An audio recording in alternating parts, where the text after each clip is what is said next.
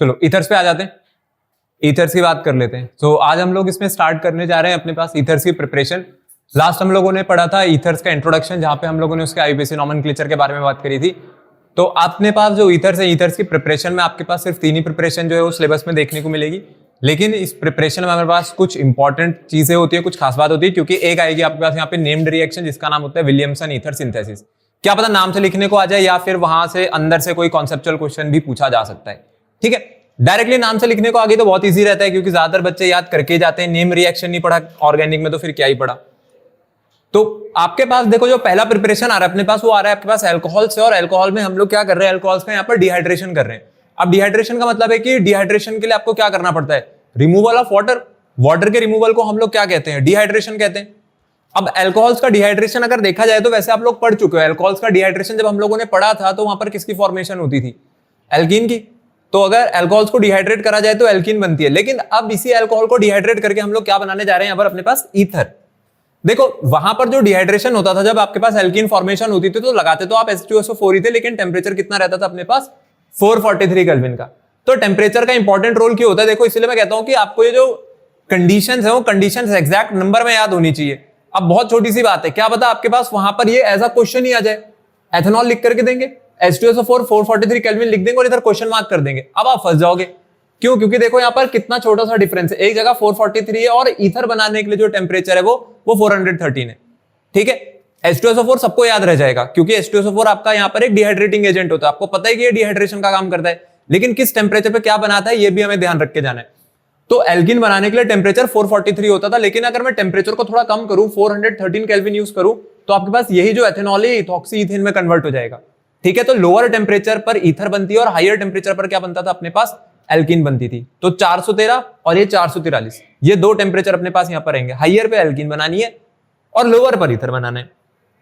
अब अगर आप यहाँ पे ध्यान दोगे तो मैंने जो अल्कोहल ली थी, देखो अल्कोहल का आपके पास यहाँ पे जो 1 मोल एथेनॉल लिया था, इसमें टोटल कितने कार्बन एटम्स थे अपने पास, तो आपके पास जो ईथर बनकर के आया उसमें टोटल कितने कार्बन एटम्स हैं, 4।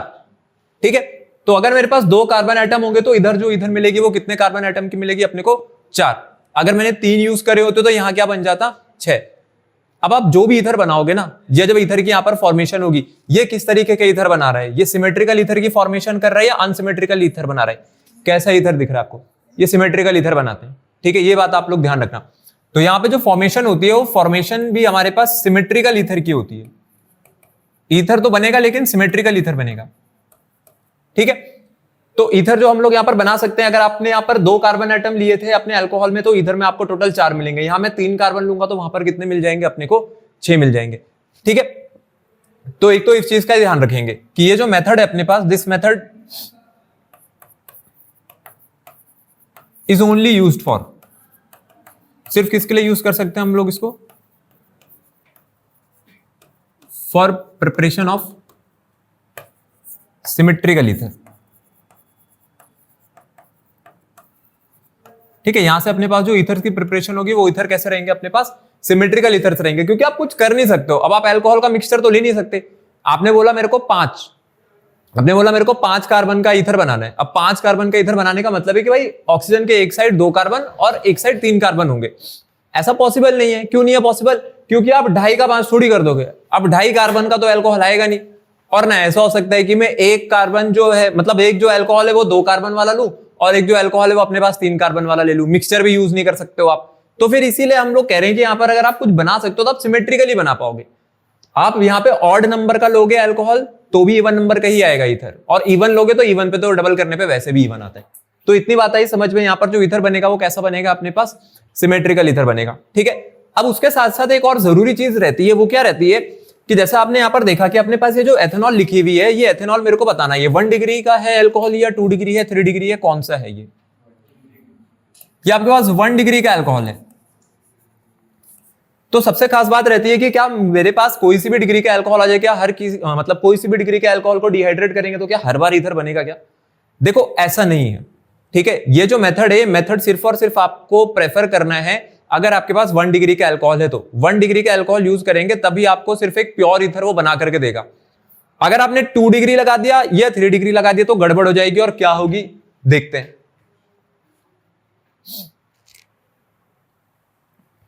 तो ये जो मेथड था, सबसे पहली चीज तो रहेगी कि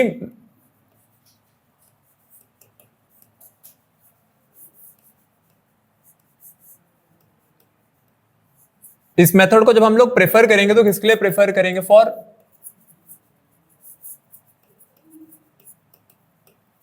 डिहाइड्रेशन ऑफ 1 डिग्री अल्कोहल्स।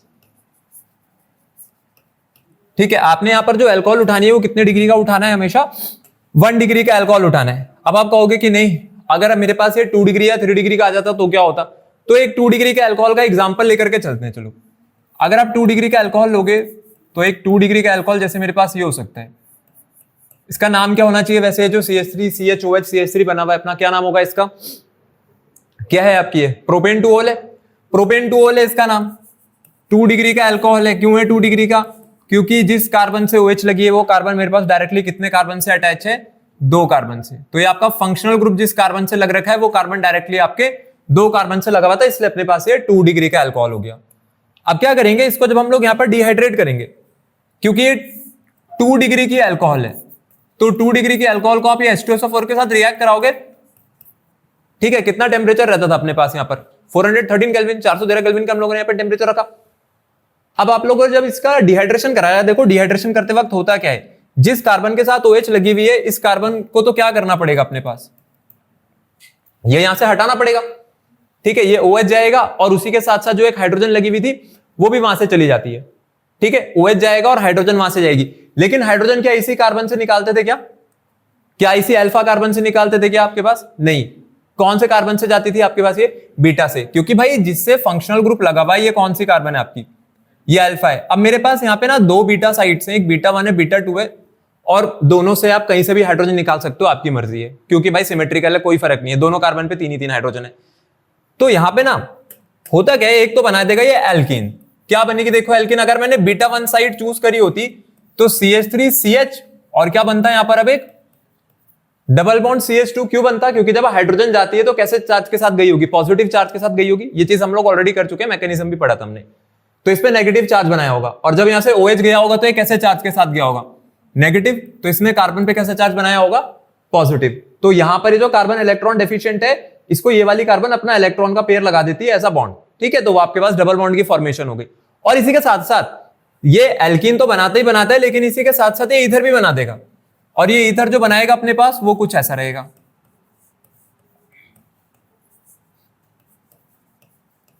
ये है आपके पास यहां से बनने वाला ether.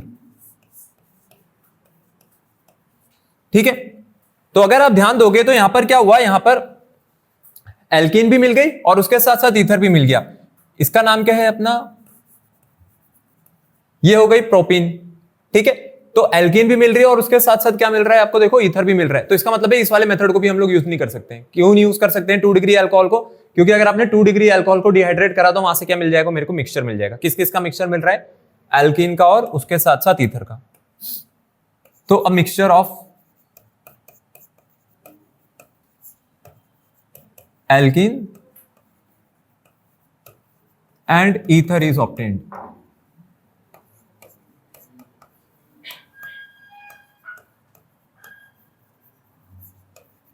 On dehydration of 2 degree alcohols. ठीक है, 2 डिग्री के अल्कोहल का अगर डिहाइड्रेशन करेंगे तो आपको एल्कीन का भी मिक्सचर मिल जाएगा वहां पर और इसका भी। ठीक है, अब आप लोग मेरे को, चलो आप लोगों के ऊपर छोड़ता हूं मैं एक क्वेश्चन, जरा मेरे को उस ईथर का नाम बताओ। इस ईथर का नाम क्या होना चाहिए जो ईथर आपके पास बन करके आया है? कहीं क्या पता आपसे नाम ही लिखवा लें, कुछ भी हो सकता है, छोटी सी चीज है, देखते हैं कौन कर पाता है अपने पास। ये नाम बता दो इस ईथर का क्या होना चाहिए। अब ये देखो, अब क्वेश्चन आ रहा है प्रोपॉक्सी कैसे आ रहा है। तो अपने पास पहले मैं जनरल क्लियर कर देता हूं, फिर आईयूपीएसी पे आते हैं। आप यहां पे देखो कि इसमें तो किसी को प्रॉब्लम नहीं होगी कि सबसे लंबी कार्बन चेन कितने कार्बन की है मेरे पास? 3 कार्बन की है। ठीक है, अब वो चाहे आप इधर से चलो इधर से चलो, मैं आपके ऊपर छोड़ता हूं। अब मेरे पास जो सब्स्टिट्यूएंट है, अब सब्स्टिट्यूएंट में क्या होगा? सब्स्टिट्यूएंट में एक अल्काइल चेन है। अब सब्स्टिट्यूएंट में जो आपकी अल्काइल चेन है, इस अल्काइल चेन को अगर मैं देखूं तो ये सीधी नहीं है। इस बार इसमें कौन सी कार्बन से आपका वो ऑक्सीजन लगा हुआ है? ईथर का फंक्शनल ग्रुप कौन सी कार्बन से लगा है? वो सेकंड से लगा हुआ। ठीक है, किसी को याद है इस तरीके के ग्रुप को जब हम लोग नेम करते थे, इन तरीके के ग्रुप्स को नेम करने के लिए आपको क्या तरीका बताया गया था? जब आप इनको नेम करोगे तो कैसे नेम करोगे? अगर इसके साथ मेरे पास कोई सब्स्टिट्यूएंट लगा हुआ आएगा, जैसे ये है अपना कोई, अगर इसके साथ इस कार्बन बॉन्ड के साथ में कुछ लगा दूं तो क्या वर्ड यूज करते थे हम लोग? आपकी सेकंड लास्ट कार्बन है, अगर ये अल्काइल ग्रुप की चेन है तो सेकंड लास्ट कार्बन के साथ आपकी लिंकेज है फंक्शनल ग्रुप की, तो यहां पर क्या वर्ड यूज होता था मेरे पास? आइसो। ठीक है, यहां पे क्या यूज होता था मेरे पास? आइसो। अब जनरल नेमिंग में आइसो वगैरह यूज होता है, यूपीएससी में यूज नहीं होता है, तो इसलिए मैंने पहले पूछा था कि आप लोग मेरे को इसका जनरल नेम बताओ। अगर मैं जनरल नेम की बात करूं तो ये क्या है? इधर भी सेमी ग्रुप है और इधर भी सेमी ग्रुप है, तो प्रोपेन का क्या हो जाएगा? प्रोपाइल। और क्या यूज करेंगे प्रोपाइल के आगे हम लोग? यहां पर आइसो। तो इधर भी आइसो प्रोपाइल है, इधर भी आइसो प्रोपाइल है, तो कितना आइसो प्रोपाइल हो गए टोटल? तो ये आपका कौन सा ईथर हो गया? ये आपके पास आ गया यहां पर डाई आइसो प्रोपाइल ईथर। ठीक है, कौन सा नेम है अपने पास? ये इसका, ये है जनरल नेम। अब आ जाते हैं आईयूपीएसी नेमिंग पर। तो यहां पर क्या होता था? यहां पर हमारे पास जो ईथर्स है, ईथर्स के लिए जब फंक्शनल ग्रुप आप देखोगे तो यहां पे क्या यूज होगा? यहां पर आपके पास जो फंक्शनल ग्रुप में यूज होता था वो होता था ऑक्सी। ठीक है, ऑक्सी जुड़ता है इसके पास, और ये जो अब ऑक्सी है, ये ऑक्सी कौन से कार्बन से लिंक कर रहा है अपने पास? सेकेंड कार्बन से। तो प्रोपाइल और ऑक्सीजन, तो ये क्या हो गया? प्रोपॉक्सी। 3 कार्बन की चेन है, स्ट्रेट नहीं लगी हुई है, सेकेंड लास्ट कार्बन से लिंकेज है, तो हम लोग क्या वर्ड यूज करेंगे यहां पर? आइसो। ठीक है, बाकी आपका प्रोपॉक्सी प्रोपेन जो कि जैसा आना चाहिए था वो वैसे ही आ जाएगा। तो अपने पास इसका नाम क्या बन गया यहां पर? 2 आइसो प्रोपॉक्सी प्रोपेन। ठीक है, आइसो वर्ड क्यों यूज करिए? क्योंकि यहां पे जो लिंकेज है वो किस कार्बन के साथ है? सेकेंड लास्ट कार्बन के साथ है। आईयूपीएसी में वो नहीं आता है, जो जैसे वहां पे प्रोपाइल लिखा है वो यूज नहीं करते हैं, एल्कोक्सी करते हैं ना, एल्कोक्सी एल्केन। तो एल्कोक्सी एल्केन तो कहीं नहीं जाएगा, वो तो वहीं रहेगा। आपके ईथर्स का जो हमारे पास आईयूपीएसी नेमिंग है वो क्या होती है? एल्कोक्सी एल्केन, तो वो तो आपको यूज करना ही है। अब अगर मैं प्रोपॉक्सी प्रोपेन लिखूंगा तो प्रोपॉक्सी प्रोपेन तो फिर ये रहा। यहां पर आपके पास जो प्रोपॉक्सी प्रोपेन बनेगी वो कुछ ऐसी बननी चाहिए।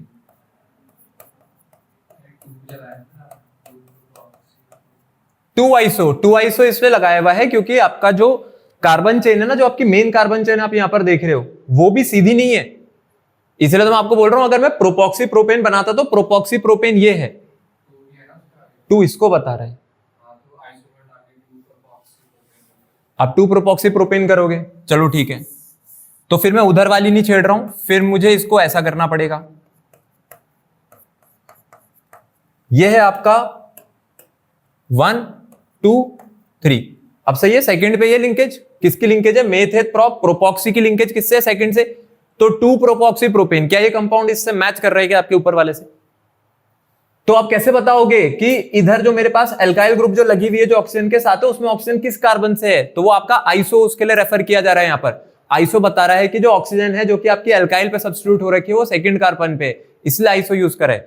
ठीक है, जब सेकंड लास्ट कार्बन पे लिंकेज होती है तो हम लोग वहां पर आइसो वर्ड यूज करते हैं। तो इसलिए मैंने बोला अगर मैं प्रोपॉक्सी प्रोपेन लिख देता, ये आपका 2 प्रोपॉक्सी प्रोपेन है। नीचे वाले का अगर आप नाम देखोगे तो नीचे वाले का नाम बिल्कुल सही है, ये 2 प्रोपॉक्सी प्रोपेन बनेगा, पर ऊपर वाला जो कंपाउंड है और नीचे वाला कंपाउंड है तो अलग हो गए, तो उसका नाम होना चाहिए 2 आइसो प्रोपॉक्सी प्रोपेन। ठीक है, और जो प्रोपाइल वर्ड्स होते हैं, प्रोपाइल जैसे जो शब्द होते हैं हमारे पास, वो किस में यूज होते हैं? वहां पर जनरल नेमिंग में यूज होते हैं, वो हमारे पास आईयूपीएसी नेमिंग में यूज नहीं होते हैं। ठीक है, तो ये था अपने पास 2 डिग्री अल्कोहल पे। अब आ जाते हैं जरा 3 डिग्री पर। अब देखते हैं कि 3 डिग्री अल्कोहल का अगर हम लोग डिहाइड्रेशन करेंगे तो 3 डिग्री के डिहाइड्रेशन पर क्या मिलता है।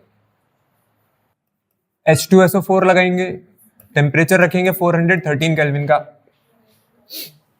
अब आपको यहां पर डिहाइड्रेशन करनी है, यहां पर डिहाइड्रेशन करके आप में से कोई मेरे को बताएगा कि क्या बनना चाहिए? वैसे क्या चीज? मतलब कुछ नहीं बनेगा? नहीं, कुछ भी नहीं, नो रिएक्शन लिख दूं मतलब? अरे बता दो यार, ये तो बता दो, तो हम कर चुके हैं, ये हो चुका है वैसे ऑलरेडी। ये डिहाइड्रेशन में जब पहले आपको कराया था अल्कोहल्स का, वहां पे बताया गया है। ये नहीं होगा कॉम्प्लेक्स फॉर्म। बताए आप लोग डिहाइड्रेशन करना कैसे भूल जाते हो? अच्छा मुझे ये बताओ कि मैं तो कहता हूं बात ही खत्म करते हैं, ऐसा मानो क्लास चली नहीं रही है, पेपर में आ गया क्वेश्चन, क्या करोगे? छोड़ दोगे? पहला तो ये छोड़ देंगे, है ना? कीटोन या कार्बोक्सिलिक तो कैसे भी नहीं जा सकता ये ना, एल्डिहाइड भी नहीं बनेगा। आप लोग अगर आप लोगों ने मैकेनिज्म सीखा है, ठीक है, जैसे आपको गाड़ी चलाना सिखाते हैं, गाड़ी चलाने सीखने का मतलब आपने गाड़ी का मैकेनिज्म समझ लिया। अब अगर आपके सामने अगर रोड खराब है, ऑफ रोडिंग हो गई, तो क्या गाड़ी छोड़ के पैदल चल जाते हो वहां पे? कि गाड़ी उतार देते हैं, कोई आएगा हमारी गाड़ी पार करा देगा। चलाते हो ना गाड़ी, क्यों चला पाते हो? क्योंकि आपने सीख रखा है। कि आपको इसका मैकेनिज्म नहीं सिखाया गया है।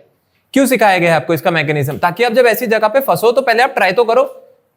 आपको क्या करना है, पहले आपको क्या करना पड़ता है यहाँ पे, अल्फा कार्बन के साथ क्या निकालनी है यहाँ पे, ये जाएगा यहां से, कार्बन पे कैसा चार्ज छोड़ देगा, ये पॉजिटिव चार्ज छोड़ देगा। ठीक है, सीधी सी बात है कि अल्फा कार्बन से तो हाइड्रोजन वैसे भी नहीं जाती थी। हाइड्रोजन आपको कौन से कार्बन से निकालनी होती थी? ये तो अल्फा हो गई। अब आपके पास बीटा 1, बीटा 2, बीटा 3, ये लो 3 कार्बन यहां पर अवेलेबल है। ये किसके लिए अवेलेबल है? For the removal of hydrogen. इनमें से किसी भी एक के साथ हाइड्रोजन निकाल दो, और जैसे आप हाइड्रोजन निकालोगे यहां पर कार्बन कैसा चार्ज बेयर कर लेगी अगर वो H पॉजिटिव लूज करेगी तो। चलो मैं यहां पर जो बीटा 3 है, बीटा 3 को ओपन करके लिख देता हूं। ये लो, ये आपके 3 हाइड्रोजन ये रहे। यहां पे हाइड्रोजन जब यहां पे जाएगी तो कौन से चार्ज के साथ जाती थी? पॉजिटिव। कार्बन पे कैसा चार्ज छोड़ती थी? नेगेटिव। ठीक है, इसका मतलब ये कार्बन आपका इलेक्ट्रॉन रिच हो रहा है। जब ये इलेक्ट्रॉन रिच होगा तो ये क्या करेगा? ये अपने इलेक्ट्रॉन से यहां पे लगा देगा बॉन्ड में। तो क्या बन जाएगा यहां पर? तो ये लो बन गया आपके पास, ये CH3 था, C है, डबल बॉन्ड ये क्या आ जाएगा? CH2। ये आपका CH3, और किसकी रिमूवल करके दे दी इसने आपको? वाटर की। अब ये कोई बड़ी बात है क्या?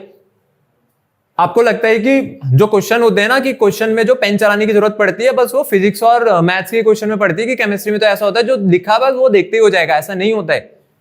अगर आप केमिस्ट्री पढ़ो, चाहे आप फिजिक्स पढ़ो, चाहे मैथ्स पढ़ो, हाँ वहां पे जरूरत से ज्यादा पेन चलाना पड़ता है, थोड़ा कम चलाना पड़ेगा, पर चलाना पड़ेगा। आप लोग पेन चलाने से बचते हो। तो जिन चीजों का आपको मैकेनिज्म पता है, या जिसका आपको थोड़ा बहुत भी फंक्शन का या रिएजेंट का नॉलेज है, तो आप एटलीस्ट उसको कॉपी में तो लिखो। तो एल्किन की फॉर्मेशन कर देगा, सिंपल। अब आपने तो ईथर मांगा था, क्या ईथर मिला क्या इसमें?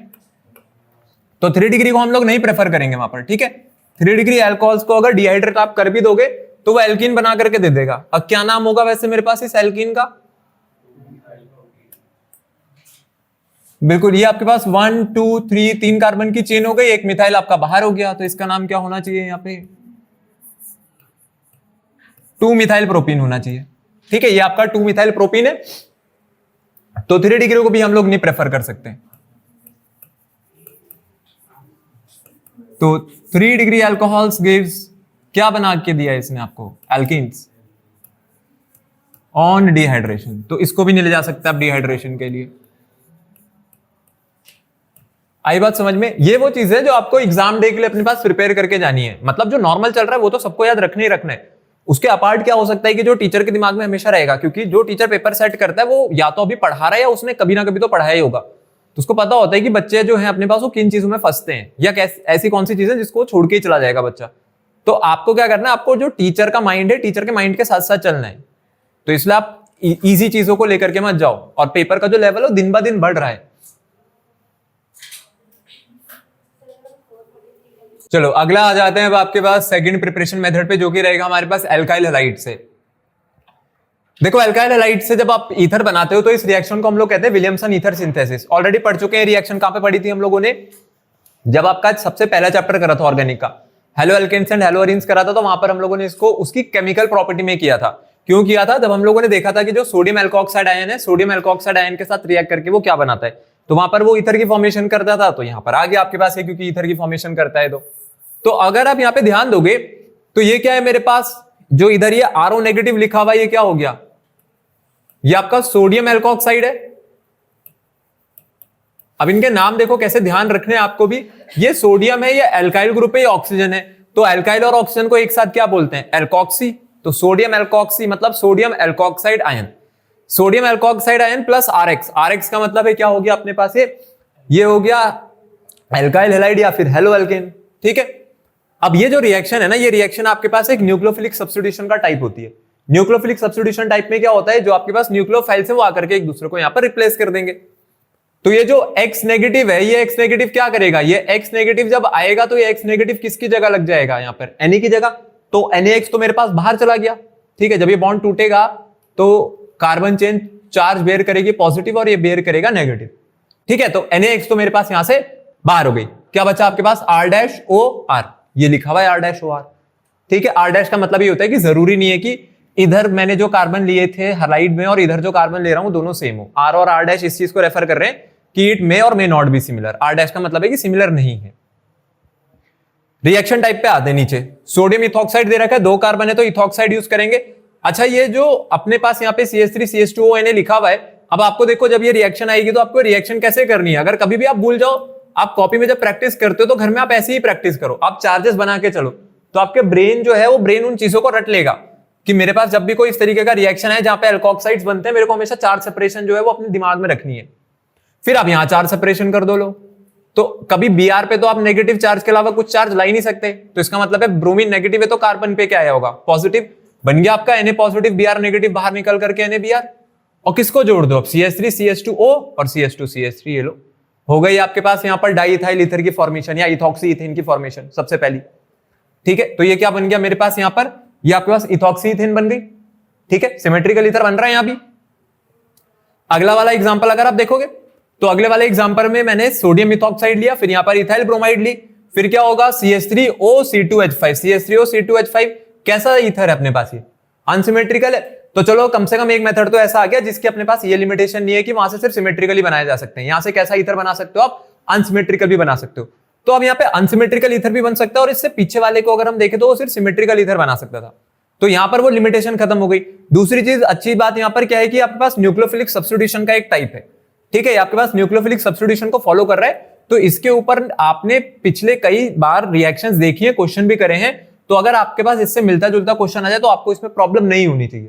ठीक है, एक बहुत खास चीज होती है कि ये जो मेथड है ना, सभी बच्चे इस चीज को ध्यान रखेंगे, अपने पास ये मेथड सिर्फ एल्काइल हैलाइड से है। ठीक है, सोडियम एल्कोऑक्साइड तो कैसा भी आ जाए, सोडियम एल्कोऑक्साइड में मैं आपको बता देता हूं, ये जो एल्काइल ग्रुप लगा हुआ है ये एरोमेटिक भी हो सकता है। ठीक है, ये एरोमेटिक हो चलेगा, हमें कोई मतलब नहीं है। ध्यान रहे आप गलती से भी एल्काइल हैलाइड की जगह एराइल हैलाइड मत लिया ना। ठीक है, मतलब मैं यहां पर एरोमेटिक रिंग नहीं यूज कर सकता हूं। अभी आप अगला वही एग्जांपल देखोगे, देखो ये आप यहां पे लेके आए एल्कोऑक्साइड आयन, अभी आपका सोडियम फिनॉक्साइड है, तो आपकी एरोमेटिक रिंग जो लगी हुई है ना वो किस में लगी हुई है, वो आपके फिनॉक्साइड आयन में लगी हुई है। लेकिन मैंने इसके साथ जो अगला एल्काइल हैलाइड यूज करा हुआ है वो अभी भी एक आपके पास नॉन एरोमेटिक कंपाउंड है। तो क्या करना है आपको, सोडियम और ब्रोमीन बाहर निकालने, CH3 वहां पे लगा देना है, ये लो एनिजोल की फॉर्मेशन हो गई है। ठीक है, ये जो आपकी मिथॉक्सी बेंजीन बन रही है, मिथॉक्सी बेंजीन को क्या कहेंगे हम लोग यहाँ पर, इसी का नाम एनिजोल हुआ करता था। और क्या बाहर निकल गया यहां से अपने पास, ये NaBr बाहर निकल गया, SN2 से रिएक्शन आगे जा रही है अपने पास। ये विलियमसन ईथर सिंथेसिस में ध्यान रखेंगे कि SN2 को फॉलो करता है। क्या होता था अपने पास SN2 में, कितने स्टेप का मैकेनिज्म था, सिंगल स्टेप का मैकेनिज्म। ठीक है, पहले स्टेप में आपके पास क्या होता था, जो न्यूक्लियोफाइल है वो अटैक करके एक हमारे पास इंटरमीडिएट प्रोडक्ट बनाता था जो खुद को रीअरेंज करके वापस अपने फाइनल प्रोडक्ट में कन्वर्ट कर लेता था। अगला रिएक्शन टाइप भी अगर आप देखोगे तो अगला रिएक्शन टाइप भी सेम ही है। यहां पर मैंने जो यूज करा है वो सोडियम फिनॉक्साइड यूज करा है, और इसके साथ आप लेकर के आए हो इथाइल आयोडाइड या आइडोइथिन। तो मेरे को ये CH3CH2 जो है इसको उठा करके ऑक्सीजन के साथ लगाना है, वो आप देख सकते हो वहां पे। ठीक है, तो इथॉक्सी बेंजीन बन गई। अब वो जो इथॉक्सी बेंजीन वहां पर बनी हुई है उसके साथ सोडियम आयोडाइड बाहर निकल गया, SN2 से आगे जा रही है आपकी रिएक्शन। तो मैंने आपको जो मेन चीज बोली, मैंने आपको देखो क्या बोला है कि आपको किस चीज से बच करके रहना है, हमें क्या नहीं करना है। लाइफ में जो चीजें करनी है उनके बारे में तो पता होना चाहिए, और क्या नहीं करना है उनके बारे में ज्यादा पता होना चाहिए। तो देखो अगर आप एराइल हैलाइड यूज कर लेते तो सबसे पहले तो आपको नोट बना करके ये चीज लिखनी है कि aryl halides will not be used. क्या रीजन रहा होगा वैसे इसके पीछे, क्यों नहीं यूज करवाते होंगे एराइल हैलाइड्स को?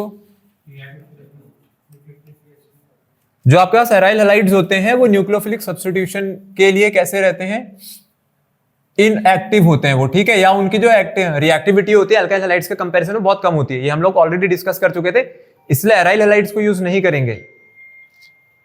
तो हमने कहा यहां पर कि जो एराइल हैलाइड्स है हमारे पास यूज नहीं होने चाहिए। क्या रहेगा इसके पीछे, रीजन क्या रहेगा, क्या लिख सकते हैं बताओ, इसका रीजन क्या रहता था?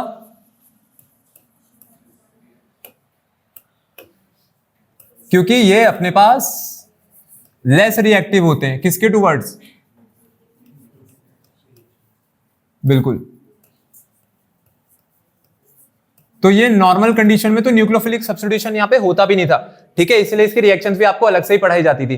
तो ध्यान रहे कि अगर आपने पहला वाला जो आयन है, अगर आप इसको नहीं चेंज कर रहे हो, आप कह रहे हो कि आपको ये सोडियम फिनॉक्साइड लेना है, आप ले सकते हो, बिल्कुल ले सकते हो आप ये सोडियम फिनॉक्साइड, लेकिन इसके साथ साथ अब आप दूसरा, यहां पे जो दूसरा आप एल्काइल हैलाइड बनाते थे, बस इसकी जगह एराइल हैलाइड मत ले लेना। अगर आप सोचते हो कि आप यहां पे एराइल हैलाइड लोगे तो ये क्या करेगा मेरे पास, ये डाइफिनाइल ईथर ही तो बनाएगा, क्योंकि होना क्या है भैया, ब्रोमीन ने तो सोडियम के साथ चला जाना है, ये आपकी फिनाइल रिंग ऑक्सीजन के साथ जुड़ जानी है। तो अगर आप ऐसा सोच रहे हो कि ये इधर जाकर के डाइफिनाइल ईथर की फॉर्मेशन कर देगा, तो यहां पर ऐसा नहीं होने वाला है। ठीक है, इसको आप ऐसे क्रॉस कर देना, ये डाइफिनाइल ईथर बना हमारे पास।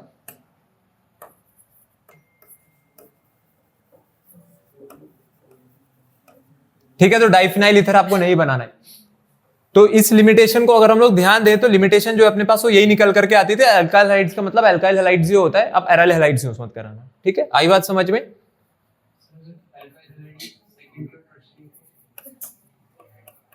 अगर अल्काइल हैलाइड आपका सेकेंडरी और टर्शियरी, उससे कोई फर्क नहीं पड़ता है, वो आप लगा सकते हो।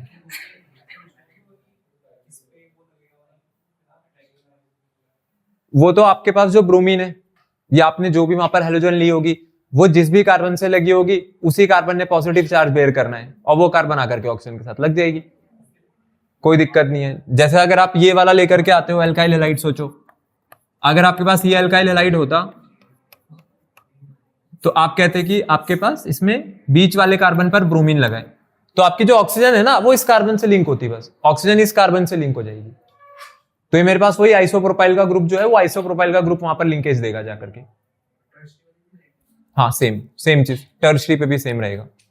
तो यहां पर एज सच कोई लिमिटेशन नहीं है, बस आपको एराइल हैलाइड्स यूज नहीं करने हैं। आगे देख लेते हैं तीसरी प्रिपरेशन, तीसरी और आखिरी प्रिपरेशन अपने पास अल्काइल हैलाइड यूज कर रहा है और उसके साथ क्या यूज हो रहा है, यहां पर अपने पास सिल्वर ऑक्साइड यूज हो रही है। ठीक है, रिएक्शन को याद रखने के यहाँ पे तरीका ये होता है। अच्छा, याद रखने से पहले मैं आपको बताता हूँ क्वेश्चन में जब आता है कैसे लिखा होता है। क्वेश्चन में ना पहली बात ऐसे नहीं लिखा होगा जैसे हम लोग पढ़ रहे हैं यहाँ पे। ठीक है, मतलब यहाँ पे ये इथाइल ब्रोमाइड है या मैं कह दूं ये ब्रोमो इथेन है, तो वहां पे ब्रोमो इथेन ही लिखी होगी सिर्फ, ना इसके आगे 2 लिखा होता है ना ये 2 बार बना हुआ होता है। ब्रोमो इथेन होगी और उसके साथ सिल्वर ऑक्साइड होगा और क्या लिख रखा होगा उन्होंने, हीट। तो आपको जो चीज ध्यान रखना है, आपको ध्यान रखना है हम लोग यहाँ पर एजेंट क्या यूज कर रहे हैं, या अपने पास जो सबस्ट्रेट था, सबस्ट्रेट पर अटैक किसने करा, ये सिल्वर ऑक्साइड है। तो सिल्वर ऑक्साइड अगर अल्काइल हैलाइड के साथ रिएक्ट करती है तो आपके दिमाग में तुरंत आना चाहिए कि alkyl halide plus silver oxide gives ether. आपको जितने भी कार्बन की अल्काइल हैलाइड दे रखी होगी उस कार्बन का अपने पास उसी कार्बन का सब्स्टिट्यूशन कर देना ईथर बनाने के लिए, ऑक्सीजन के दोनों तरफ लगा देना। पहली साइड भी 2 कार्बन लगा दो, अगली साइड भी 2 कार्बन लगा दो, जैसे कि यहाँ पे लिखी हुई है। ठीक है, अब वो तो यहाँ पर हम लोगों को क्योंकि समझाना होता है तो हम लोग इस तरीके से बना करके लाए कि देखो कितना सिंपल हो गया कि 2 Ag थे 2 ब्रोमीन थे, तो क्या बाहर निकला होगा 2 AgBr, ये रहा आपका 2 AgBr, 2 सिल्वर 2 ब्रोमीन ने मिलकर के 2 AgBr बाहर निकाल दिया, CH3CH2O CH3CH2O, ये लिखा हुआ है आपके सामने यहाँ पे ईथर। ठीक है, तो वो बनाने के लिए, बट मेन बात क्या है, मेन बात हम लोगों को ये ध्यान रखनी है कि alkyl halide plus silver oxide on heating gives ether. ठीक है, तो रिएक्शन जो है वो रिएक्शन को आपको ध्यान में रख करके जाना है, रटना नहीं है, बट ध्यान जरूर होना चाहिए कि कोई भी पर्टिकुलर जो रिएजेंट यूज हो रहा है वो क्यों यूज हो रहा है यहां पर। तो प्रिपरेशन जो रहती है अपने पास, प्रिपरेशन यहां पर खत्म होती है। ठीक है, प्रिपरेशन में आपके पास इतना ही है।